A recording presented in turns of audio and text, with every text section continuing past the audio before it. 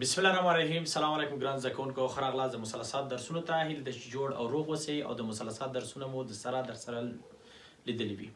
ګران زده کوونکو، موږ او تاسو په مخکې لوست کې د متضاد او متقابل زوایو نسبتونه مو پیدا کړل او د هغې کې مختلف سوالونه کار کړل. هیله ده چې هغه هم زده کړي وي او په هغې کې تاسو کوشش وکړئ کار وکړئ. که غواړئ مثلثات زده کړئ نو تاسو باید مجبوره سئ چې خپل هم ډېر کار وکړئ، کتابونه سوالونه در سره حل کړئ. کوم چې مشکل لرو د هغه سوالونه ماته راولی کړئ. ګران زده کوونکو، نن لوست زموږ 15 لوست ته رسېدله او نن له خیر راځو د کیفي زوایو نسبتونه پیدا کوو. یعنې لیکو چې د کیفي زوایو یا زاویو مثلثاتي نسبتونه. ګران زده کوونکو، کیفي زاویې کومې زاویې دي؟ موږ او تاسو د 0 درجې، د 10 درجو، د 45 د شپېتو، د 90 نسبتونه پیدا کړل. که زاویه د دې نه غټه شي سره هم نسبتونه یې پیدا کړل. مثلا 120 درجې ووایي، 150 درجې ووایي، 210 درجې ووایي، صحیح ده؟ مثلا 300 درجې درته ووایي. داسې زاویې مثلا درکړي، مثلا 420 920 که نه، یا 250 درجې. داسې نسبتونه زاویې درکړي چې مثلا دغه 10 او 15 باندې لیکي، خو دې ته مثلا زاویې لویې دي. نو موږ نشو کولی چې ټولې زاویې دا ټول میخانیک کړو، نو د دې مجبور چې د تخنیکونه موږ زده کړو او هغې حل کړو. یعنی موږ 10 درجې زده کړه، صحیح ده؟ 80 زده کړه، د دې په زور باندې نور زاویې پیدا کوو، سره هم دا کار کوو. یعنی کیفي زاویې موږ سره هم پیدا کوو. کله چې ګران زده کوونکو موږ ته یو زاویه راکول کېږي، مثلا د ایکس په ډول یو زاویه ده، ایکس د زاویه ده، موږ ته وایي د دې نسبتونه پیدا کړئ. او دا زاویه فرض مثال د 90 درجو نه لویه ده. مثلا 120 ده، 150 ده، 210 ده، صحیح ده؟ 300 درجې داسې یو زاویه ده او موږ ته راکړې ده، وایي تاسو دا واخلئ، چې کوئ نسبت یې پیدا کړئ. تاسو به راخلئ دغه زاویه به راسم په 90 درجو باندې ویشئ، یعنې 90 درجې باندې به دا ویشئ. سره مثلا دا زاویه راواخلئ، ایکس راواخلئ، په 90 درجو یې وویشئ. دلته هر عدد چې مثلا دلته ضربېږي، دا درکوي، دا به دې کې ضرب کوي او دلته به ایکس درکړي او ساده به یې کړي. حتما دلته آخر کې موږ د شی پاتې کېږي، یو باقي مانده یا ریمایندر پاتې کېږي، صحیح ده؟ دلته چې ریمایندر پاتې شو یا پاتې شو، نو اوس موږ دا توضیح کوو یا فرض مثال شی کوو، دا امتحان کوو چې دا موږ د سوال سیل کړی دی که غلط عمل کړی دی. سره هم دا کار کوو ګران زده کوونکو، دغه 90 راخلو په ان کې ضربو یا ان په 90 کې ضربو او د باقي ماندې سره یا د پاتې شونو سره چې کوو جمع کوو. یعنې هدف مې دا ده. ګوره تاسو د حساب کوئ، د حساب درسونو کې داسې هغه کېږي. مثلا که موږ ته وایي 15 تقسیم کوي پر 100 باندې په 2 باندې، که نه، موږ وایي 2 په 2 کې څو کېږي؟ 14. دلته څو پاتې کېږي؟ 1. اوس که بیرته امتحانوو نو داسې کوو، 2 په 2 کې ضربو، جمع څو کوو؟ 1. مثلا 2 په 2 کې 14 جمع 1 څو کېږي؟ 15. دلته هم همدغه کار ورسره کوو. یعنې بیرته n په 90 کې ضربو، جمع الفا کوو. یعنې x چې ده دې شکل ته واوښته، n ضرب د 90 جمع څو ده؟ جمع الفا. یعنې تاسو به زاویه دغه ډول دغه شکل ته به څه کوئ؟ اړوئ. زاویه هم چې دې ډول ته واړوله، همدغې نه به اوس نسبت واخلئ. زه وایم چې ساین کوساین هر نسبت چې راغلی هغه ترې واخلئ، سوال حلېږي. سره هم دا کار کوي ګران زده کوونکو. اوس چې دې نه ساین کوساین هر څه چې اخلئ، ټوله خبره د 90 په ضریب کې ده. دغه 90 ضریب کې n د دې کې ده چې دلته 2 حالت دي. یا به n یو جفت عدد وي او یا به n یو طاق عدد وي. ګران زده کوونکو، که n جفت عدد جفتو، نو دلته به تاسو چې وایي فنکشن، تابع، خپله تابع په نظر کې نیسئ. فنکشن ته ځي یا خپله تابع ته ځي. فنکشن ته ځي څه معنا ورکوي ګران زده کوونکي؟ یعنې خپله تابع خپله پاتې کېږي. یعنې که ساین وي بیرته خپله ساین پاتې کېږي، کوساین خپله کوساین پاتې. یعنې هدف مې دا ده که ساین نسبت هم دې نه اخیستی و، بیرته هماغه ساین پاتې کېږي، یعنې ساین به بیرته لیکئ.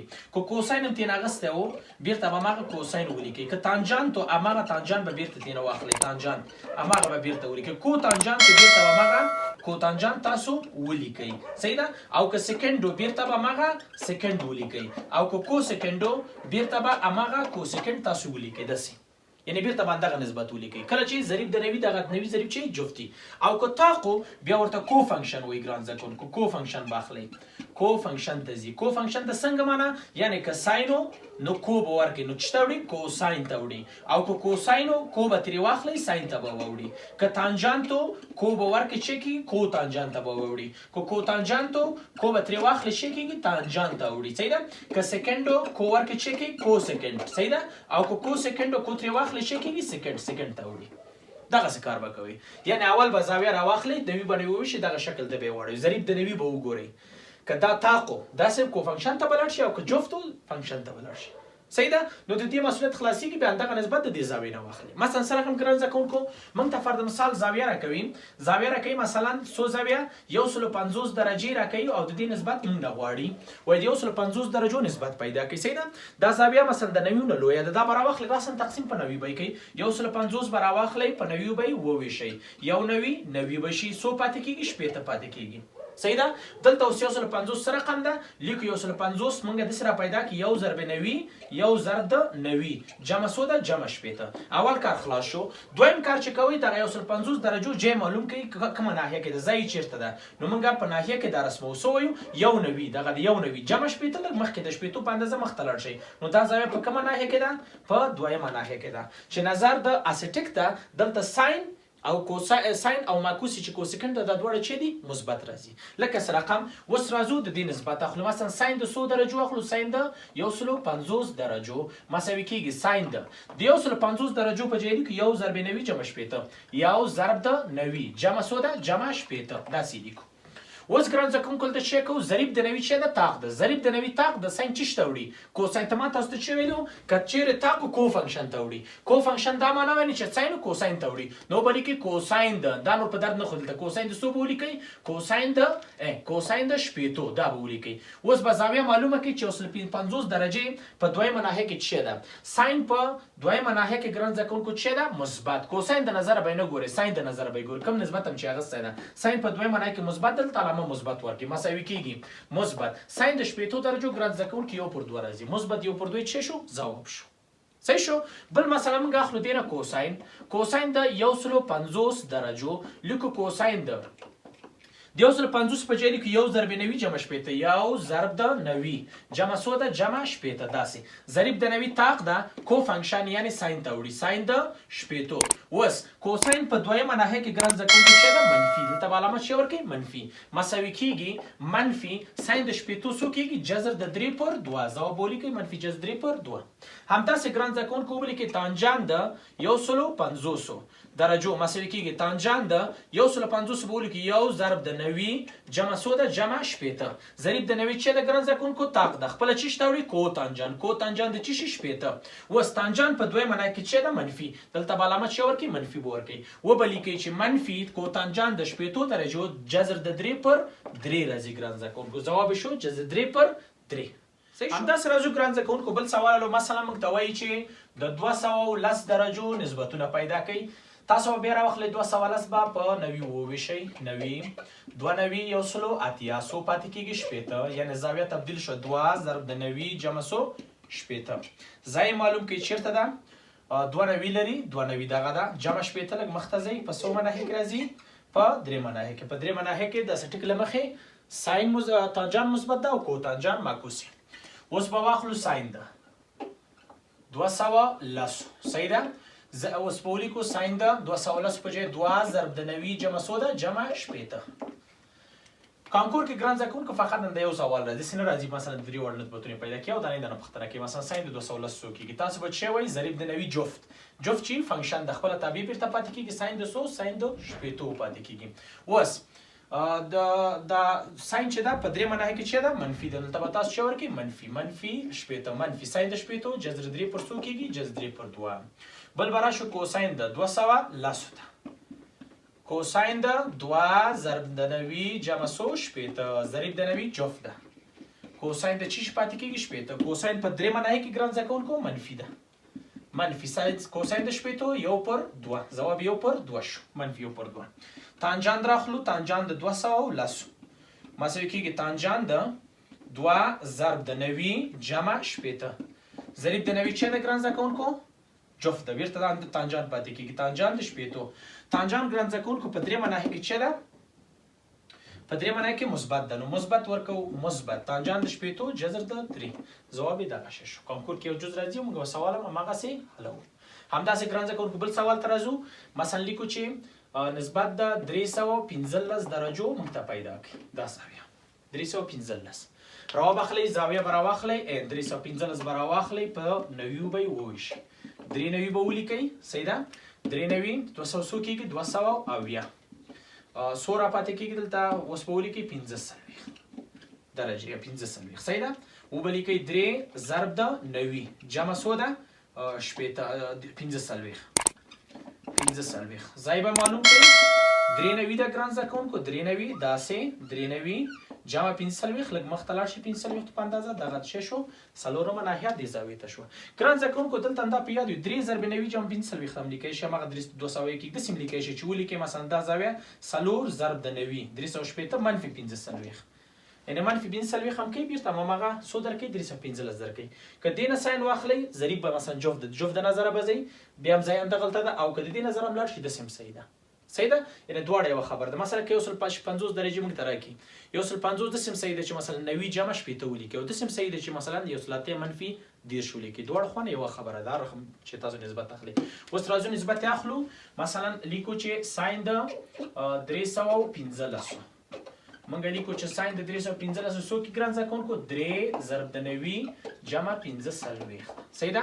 ضریب د 90 څه ده ګران زده کوونکو طاق ده. ښایي کوساین د چی ته وړي کوساین د 15 ته وړي او ساین چې ده په څلورمه ناحیه کې منفي دلته یو منفي ورکړي منفي په خپله کوساین د 15 ګران زده کوونکو جز 2/2 ځواب شو. صحیح ده. همداسې کوساین د 115 درجو اخلو لیکو چې کوساین د 3 ضرب د 90 جمع 15 صحیح شو. ضریب د 90 څه ده طاق ده نو ساین ته وړي ساین د 15 کوساین په څلورمه ناحیه ګران زده کوونکو مثبت ده نو مثبت جذر 2/2. راځو تانجان ده 115 د 300 بخۍ ده 315 هغه ده 315 ده 315 دلته هم 300 څو لیکو 315 مساوي کېږي تانجان ده 3 ضرب د 90 جمع 15 ضریب د 90 طاق د کو تانجان ته وړي کو تانجان د 15 تانجان په څلورمه ناحیه کې منفي ده ګران زده کوونکو نو لیکو منفي تانجان د 15 څو کېږي یو منفي یو څه شو ګران زده کوونکو ضرب شو. همداسې ګران زده کوونکو مثلا بل سوال حلوو په دې کې مثلا موږ ته راکول کېږي منفي 130 درجو نسبتونه واخلئ صحیح ده. منفي 130 درجې زاویه منفي ده منفي پرېږدو راسن زاویه په 90 وویشو 130 تقسیم پر څو کېږي 90 یو 90 څو پاتې کېږي 10 صحیح ده. یعنی یو ضرب د 90 جمع څو ده جمع 10 ځای معلومو منفي ته نه ګورو داسې به نه وایي چې اوس زاویه منفي ده په درېیمه ناحیه کې راځي که نه داسې به نه وایي داسې به وایي چې یو 90 راغی صحیح ده جمع 10 څو شو دویمه ناحیه کې راغله او که د منفي نظر هم راشي مشکل نه اوس ګورئ مشکل د خوا راځي خوا راځي یوه خبره راسي خو داسې اسانه لیږي دویمه ناحیه کې شو صحیح ده. اوس بل ته واخلو ساین د څو ساین د منفي 120 تاسو ټول پوهېږئ چې منفي ساین منفي څه کې باندې راباسي صحیح ده. ساین منفي باندې راباسي نو ساین منفي باندې راباسي منفي ساین د څه شي لیکو 120 د 120 په جمع لیکي یو ضرب د 90 جمع 10 نو دې لپاره ما مخکې د رد خوانه مثلا د ساعت مطابق ونه نیوله په دې چې منفي ما مخکې نه وایستل ته صحیح ده. یعنې منفي د نظره مې حل نه کړه منفي ما اول باندې راویستې بیا د 120 درجو نسبتونه راباستم اوس مساوي کېږي منفي په خپله ګران زده کوونکو ضریب د 90 څه ده طاق ده کوساین ته وړي کوساین د څو کوساین د 10 تاسو ټول په دې باندې پوهېږئ چې ساین په دویمه ناحیه کې څه ده مثبت اوس مثبت ده مثبت منفي کې منفي دا ځواب څه ده منفي نو لیکو منفي کوساین د 10 جذر 3/2 دا ځواب شو. راځو ګران زده کوونکو کوساین د منفي 120 درجو کوساین ګران زده کوونکو منفي څه کې خوري له منځه وړي دا ویسې کوساین د څه پاتې کې کوساین د 120 یعنی یو ضرب د 90 جمع 10 لیکو کوساین د ضریب څه ده طاق ده نو کوساین څه ته وړي ساین د 10 کوساین په دویمه ناحیه کې ګران زده کوونکو منفي ده نو منفي ورکو منفي څو لیکو منفي 1/2 صحیح شو. راځو تانجان د څه شته تانجان د منفي 120 درجو تانجان منفي باندې راباسي ګران زده کوونکو منفي باندې را لیکو تانجان د 120 په جهه ولیکئ یو ضرب د 90 جمع څو ده جمع 10 صحیح ده مساوي کېږي ضریب د 90 طاق ده څه شته وړي کو تانجان ته منفي کو تانجان د څه شي 10 صحیح ده. اوس ګران زده کوونکو تانجان په دویمه ناحیه کې څه ده منفي څه ده منفي او دلته خپله یو منفي لري یعنې دا منفي د دې زاویې نه راوځي ګوره دوه منفي یو منفي دا راووتل ته منفي لرو یو بله چې تانجان د 110 خپله په دویمه ناحیه کې د منفي راځي نو منفي په منفي کې څه راځي مثبت ځواب کېږي مثبت جذر د 3 دا ځواب شو صحیح ده. یا همداسې موږ ته سوال بل راکول کېږي ګران زده کوونکو ما سوال کېږي منفي 240 درجو نسبتونه تاسو واخلئ کانکور کې ګران زده کوونکي یو جز راځي مثلا فقط دغه درته لیکي وایي دې ځواب شه یا دغه درته لیکي ځواب شه هغه چې لیکي ځواب شه تاسو ورته ځواب ورکوئ داسې 240 راخلو ګران زده کوونکو 90 باندې 20 شو 92 یو سلو اتیا څو پاتې کېږي شپېته لیکو 92 جمع شپېته ناحیه معلومه کړئ 92 ده دا 92 جمع شپېته لږ مخته راځئ څومره ناحیه شوه درېیمه ناحیه اوس راځو ساین اخلو ساین د منفي 240 صحیح ده ساین منفي باندې راباسي منفي ساین د 240 به ولیکو چې 2 ضرب د 90 جمع شپېته صحیح ده اوس به ولیکو منفي په خپله ضریب د 90 چې د جفت خپله ساین پاتې کېږي ساین د 100 ساین د شپېتو ساین ګران زده کوونکو په درېیمه ناحیه کې منفي ده نو منفي په منفي کې مثبت دا ځواب څه شو مثبت جذر 3 پر 2 دی ځواب شو راځو همداسې کوساین ته کوساین د منفي 240 کوساین منفي خوري ګران زده کوونکو نو لیکو کوساین د 2 ضرب د 90 جمع 100 ده جمع شپېته صحیح ده کوساین ضریب د 90 جفت خپله کوساین د 100 پاتې شو شپېته اوس کوساین په درېیمه ناحیه کې شه د منفي یعنې دغه منفي وخوړه خو دا منفي ونه شو خوړه دی له منځه ویې نه وړه نو ځواب چې کېږي منفي 1 پر 2 راځو تانجان ده منفي 240 تانجان منفي څه کوي ګران زده کوونکو باندې راباسي منفي تانجان ده 2 ضرب د 90 جمع 100 ده شپېته لیکو مسیک منفي تانجان د شپېتو ضریب د 90 چې ده جفت تانجان د 100 لیکو شپېته خپله تانجان پاتې کېږي تانجان په درېیمه ناحیه کې مثبت منفي کې منفي تانجان د شپېتو څو کېږي جذر د 3 دغسې نسبت راځو ګران زده کوونکو بل سوال ته مثلا سوال راځي موږ ته لیکي چې ساین د پای منفي الفا څو کېږي پای منفي الفا دلته ګران زده کوونکو پای منفي الفا چې دا پای خو تاسو پوهېږئ اصلاحاتي درجو ته ویل کېږي منفي الفا یو حاده زاویه ده یعنې داسې زاویه نه ده چې نویونه لویه وي د نویونو چې ده کوچنۍ ده پای منفي الفا داسې موږ ته سوال راکول کېږي کور کې ډېر د سوالونه راغلي دي ګران زده کوونکو پای چې ده ګران زده کوونکو اصلاحاتي درجو ته ویل کېږي منفي الفا یعنې یو حاده زاویه ترې تفریق شوې ده یعنې ضریب د 90 چې ده دلته موږ وایو ضریب د 90 جفت ده نو خپله ساین پاتې کېږي ساین د څه شي الفا پاتې شوه د دې د علامې خبره نو موږ ځو د دې علامه هلته تعینوو څه کوو پای 92 ده که نه اصلاحاتي عدد 92 منفي الفا لږ شاته راشي یعنې د الفا په اندازې تفریقوئ لږ شاته راځئ دویمه ناحیه راځي ساین په دویمه ناحیه کې مثبت ده دلته علامه چې ورکوو مثبت خلاص شو صحیح ده یا همداسې ګران زده کوونکو موږ ته راځي ساین د مثلا پای مثبت الفا داسې دال کې و دې کار شی راتلی کوساین راځي تانجان راځي سیکنډ کوسیکنډ هر نسبت چې درکړي خلاص مثلا شپږ نسبتونه دین اخیستی شي شپږ دین اخیستی شي صحیح ده دا یو زاویه ده دا اوس واخلئ تاسو چې شی کوئ مثلا دې کې د سوال دا حل کوي تاسو ورته وایئ چې بیا هم 90 دي 92 دي یو اصلاحاتي ده 92 دي 92 چې ده ضریب د 90 جفت د خپله بېرته ساین پاتې کړي ساین د الفا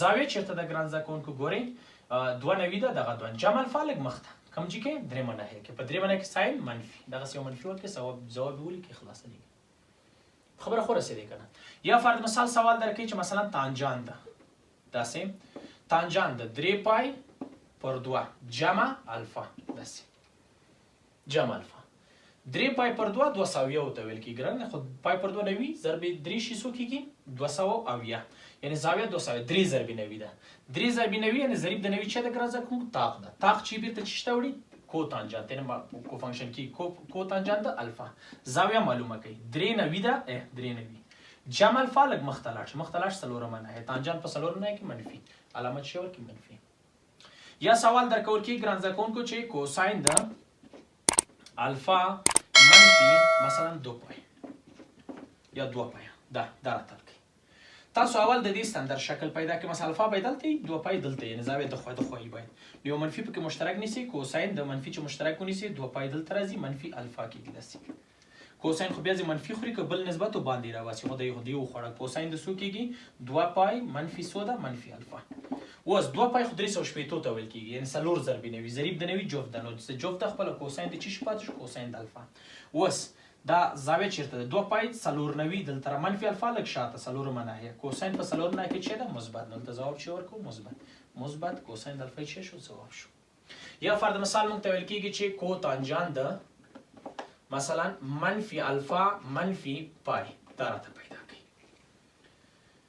شکل داسې نه وي که نه داسې نه وي باید علامت چې دا خو منفي خیر دا منفي کېږي نه او باید دا د خو وي بس منفي په مشترک نیسو کو تانجان د څو کېږي منفي چې مشترک ونیسو پای مثبت الفا دا منفي مونیو کو تانجان منفي باندې باسي منفي کو تانجان د پای مثبت الفا دغسې صحیح شو ګران زده کوونکو. اوس دا منفي په خپله ضریب د نوي جفت د ګران زده کولی شي 1 د 2 ضرب نوي دی، نو لیکو کوتانجان د چی شي کوتانجان د الفا.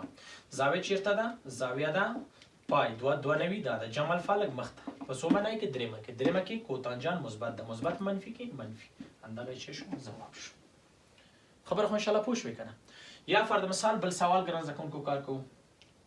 مثلا بل سوال کارو لیکو چې مثلا سکند ده یو زاویه لیکو چې مثلا څه رقم 3 پای پر 2 منفي الفا. داسې ضریب د نوي ګران زده کوونکو څه ده؟ ضریب د نوي ګران زده کوونکو طاق ده، ولې 3 ضرب نوي ده کنه طاق ده، بس بیا کو سکند ته وړي کو سکند الفا.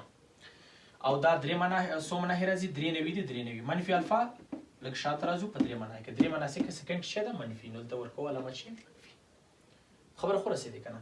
یا راځي مثلا ساين ده، ساين ده مثلا لیکو چې الفا منفي څه ده منفي پای د دې نسبت علامت یې نه کوي.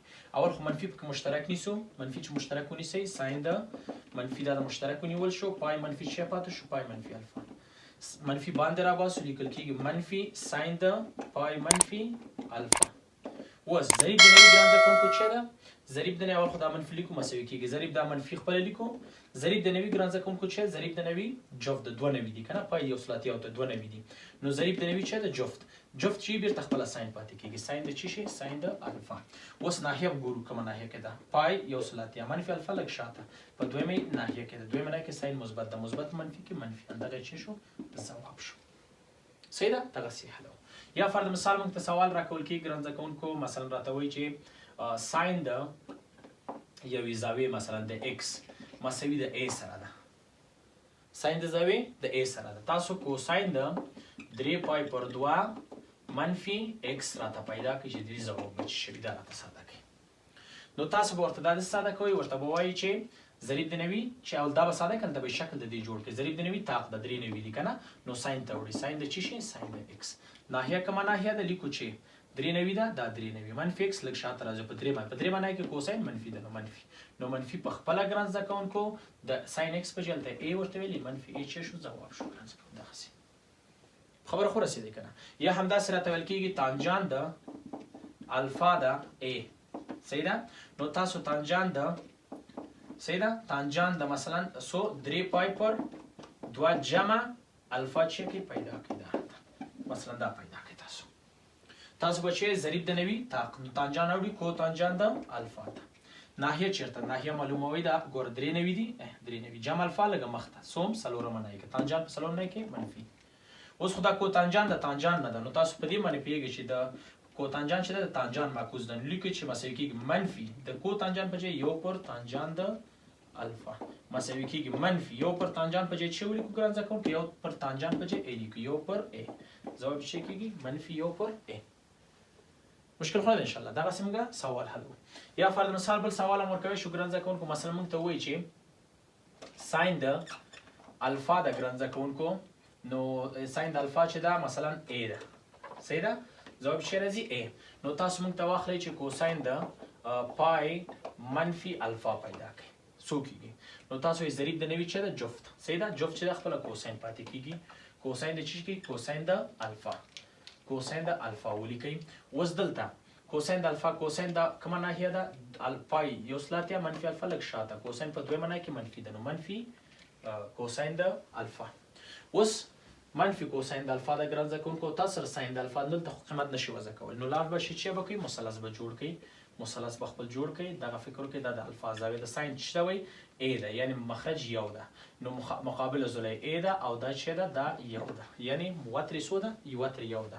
نو تاسو به لاړ شئ مجاور ضلع به د فیثاغورس د قاعدې له مخې پیدا کړئ. اکس مربع جمع ا مربع مساوي کېږي څو مساوي کېږي یو مربع. اکس مربع پیدا کړو ا مربع خوا تېر کړئ، اکس مربع مساوي کېږي یو مربع یو منفي ا مربع.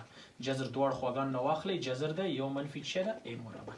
نو اکس موږ چې کړم پیدا کړ، اکس هم چې پیدا کړ، نو اکس هم چې پیدا کړ اوس به کوساین د دې زاویې نه واخلئ. نو منفي په خپله ګران زده کوونکو کوساین چې شته وایي کوساین کوساین چې ده مجاوره ضلع یعنی دغه جذر ده یو منفي ا مربع پر چی کېږي وتر، وتر څو ده یو، نو زموږ اصلي ځواب شو منفي جذر د یو منفي ا مربع. دا زموږ څه شو ځواب شو. او همداسې نور هم سوالونه پکې راتلی شي ګران زده کوونکو. تاسو مختلف کتابونه در سره وګورئ، سوالونه حل کړئ. چېرته چې مشکل لرئ کوم سوال باندې پوه نه شوئ هغه سوال هم راته ولېږئ، انشاءالله ډېر ژر به د هغې ځواب درکړم. دا و ګران زده کوونکو د نن درس هیله ده چې د درسونه در سره وګورئ نو لمر ګل ته مو ورسوئ په مخه.